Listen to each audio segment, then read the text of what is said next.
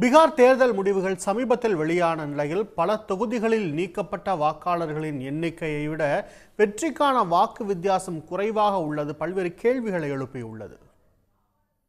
பீகார் சட்டமன்ற தேர்தலில் மொத்தமுள்ள 243 தொகுதிகளில் 202 இடங்களை கைப்பற்றி பாஜக அங்கம் வகிக்கும் என்டிஏ கூட்டணி வெற்றி பெற்றது.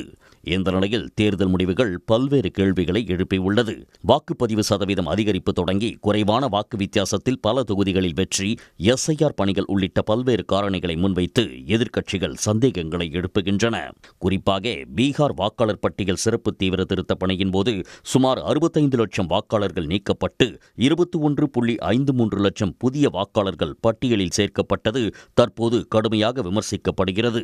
காரணம், பல தொகுதிகளில் வெற்றி வித்தியாசத்தை விட நீக்கப்பட்ட வாக்காளர்களின் எண்ணிக்கை அதிகமாக இருப்பதுதான். 14 சட்டமன்ற தொகுதிகளை கொண்ட தலைநகர் பாட்னாவில் அதிகபட்சமாக 1.63 லட்சம் வாக்காளர்கள் புதிதாக சேர்க்கப்பட்டனர்.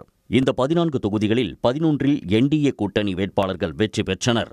174 தொகுதிகளில் நீக்கப்பட்ட வாக்காளர்களின் எண்ணிக்கையை விட வெற்றிக்கான வாக்கு வித்தியாசம் குறைவாக உள்ளது. குர்கானி தொகுதியில் பாஜக வேட்பாளர் 9718 வாக்குகள் வித்தியாசத்தில் வெற்றி பெற்றுள்ள நிலையில் அத்தொகுதியில் நீக்கப்பட்ட வாக்காளர்களின் எண்ணிக்கை 24,000 ஆகும். அதேபோல் சந்தேஷ் தொகுதியில் 25,682 வாக்காளர்கள் நீக்கப்பட்ட நிலையில் வெறும் 27 வாக்குகள் வித்தியாசத்தில் ஜனதாதளம் வேட்பாளர் வெற்றி பெற்றார். இந்த 174 தொகுதிகளில் 91 தொகுதிகள் இந்த தேர்தலில் மாற்றுக் கட்சி வசம் வந்துள்ளது. அந்த 91 தொகுதிகளில் 75 தொகுதிகளை என்டிஏ கைப்பற்றியுள்ளது. கடந்த தேர்தலில் இந்த குறிப்பிட்ட 91 தொகுதிகளில் 71 தொகுதிகளை எதிர்க்கட்சிகள் கைப்பற்றியிருந்தது குறிப்பிடத்தக்கது.